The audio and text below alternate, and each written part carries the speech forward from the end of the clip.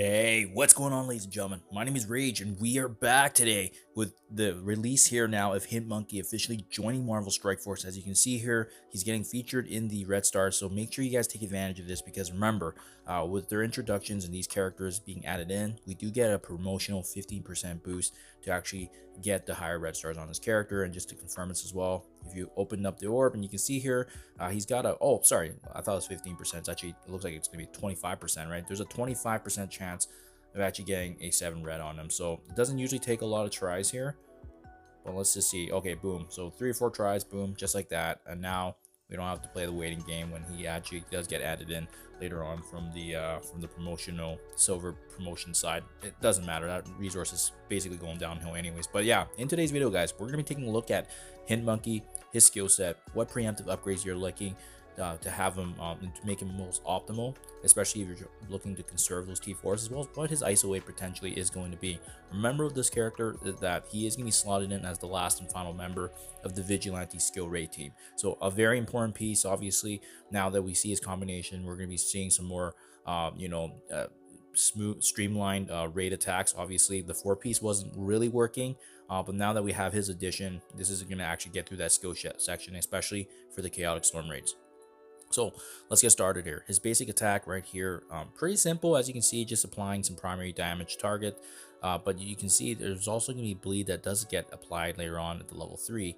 And then as well, if this character does have 4 more Vigilante allies, he also prolongs the duration of all negative effects. So that's going to be very useful and effective for especially a basic attack here.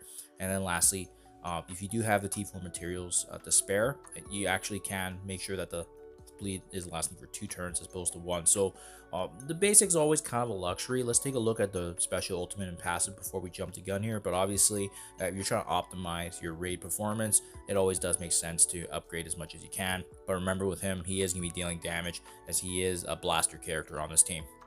Special, monkeying around. So he's going to attack the primary target for percentage damage. This attack also does chain within 2 spaces of the previous target for additional damage, and counter attack does not break this chain, which is really cool. This attack also naturally does apply vulnerable, so it's going to give us a little bit of theory crafting opportunity, because if his special is already doing that, it may not make sense to actually utilize him as a skirmisher or raider unless you want to maximize damage output. You can see, very similar to the basic, he's also prolonging the duration of negative effects by up to a maximum of 3 times on the primary and secondary targets. And then as well, lastly, the T4 upgrade here, this attack does 25% crit damage against targets that have vulnerable. So this is actually a very potent ability in terms of just adding another extra boost of damage against those vulnerable targets. Definitely a T4 worthy upgrade here, especially against vulnerable enemies, and you're landing that across the board against those raid characters, so definitely makes sense for sure. Special is one I would definitely focus on. Assassinate is his ultimate ability. As you can see, attacking primary target for piercing damage, bonus attack the enemy with the highest damage, ignoring taunt and stealth, up to a maximum here of 100% piercing. You can see offense up also getting applied to the rest of the Vigilante allies.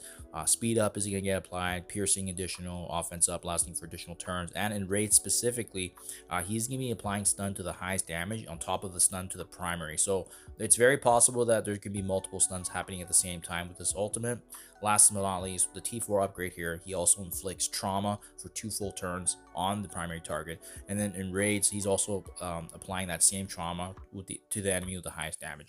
Superb value right here, guys. So his ultimate by far is the standout ability. Definitely want to make sure you're upgrading this one in conjunction with the special, because it's going to allow him to really control but also inflict additional damage and bring that that offensive output for the team that they desperately need. Lastly, Saru Assassin here is the passive ability that we'll be getting on turn or an enemy with vulnerable turn.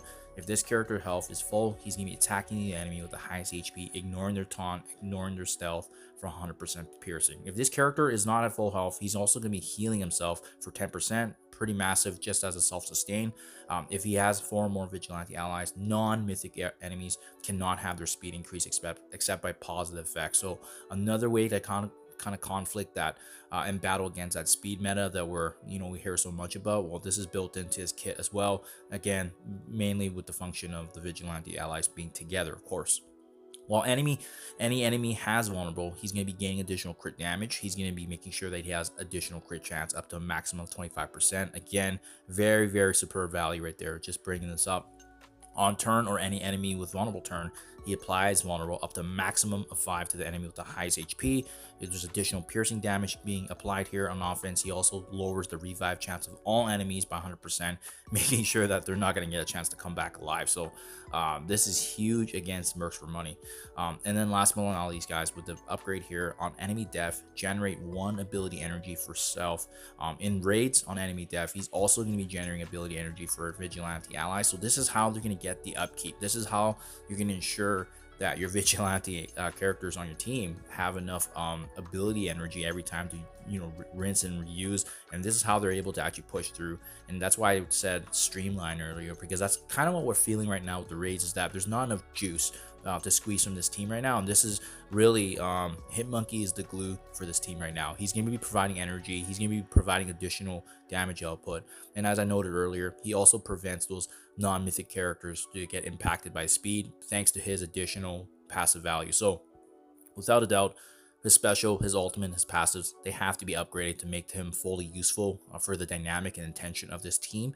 Having said that, again, as I alluded to earlier, this additional bleed for 2 turns, it's really a luxury. You don't necessarily need it, just because he's going to be doing all the other things on the sideline as well as providing that additional output. Honestly speaking, it really makes sense for me to slot him in as a raider. Just as you can see with all the different kits that we've seen, the additional crit damage, the additional crit chance, and the Raider ISO-8 is going to further pronounce that because of the fact that he's already applying vulnerable in his kit. Yes, could he synergize a little bit more extra attacks with the striker? 100%, but I don't get the feeling that a lot of his damage is going to be coming from bleeds, so it may not make sense to do that, right? With him specifically, he's going to be lengthening the negative effects with both his special, his basic, and then we see with the ultimate ability that there's stuns involved, there's offense up being casted, and additional piercing damage. So I think it makes sense right now, if you want a stronger Hitmonkey to just be doing work across the board, I think Raider ISO-8 is going to be the best way to kind of maximize what he's intending for this kit. Obviously, we can always pivot later on, but I think right now, given what we're seeing with the rest of the Vigilante, a Raider makes the most sense. A Striker, if you want him to get those additional attacks in after the vulnerables, and then as well, obviously, that would give him the chance to also lengthen the duration of the negative effects by 1. But yeah, great opportunity for sure to kind of theorycraft. As for myself, guys, I'm waiting right now to power core. I may come back with another video if I do use the power cores, but in the meantime, I want to see how smooth this is going to be before I make that decision right now, just because I don't need them. We still are getting through it right now from an alliance perspective, so we'll see in the meantime, guys. But for now, let me know what you think in the comments below, though. Have you unlocked Hitmonkey with power cores? Have you paid to unlock him? How's he working right now for your team? And how are you liking the Vigilante? Remember, they're required right now for the ongoing Fallen Dimensions event that also started, and then there's also a Fallen Dimension Omega one that is going to be requiring Vigilante, as opposed to the one that we have right now, which is optional. So do let me know what you guys think in the comments below. Thank you for your time as always, and I'll catch you guys in the next one.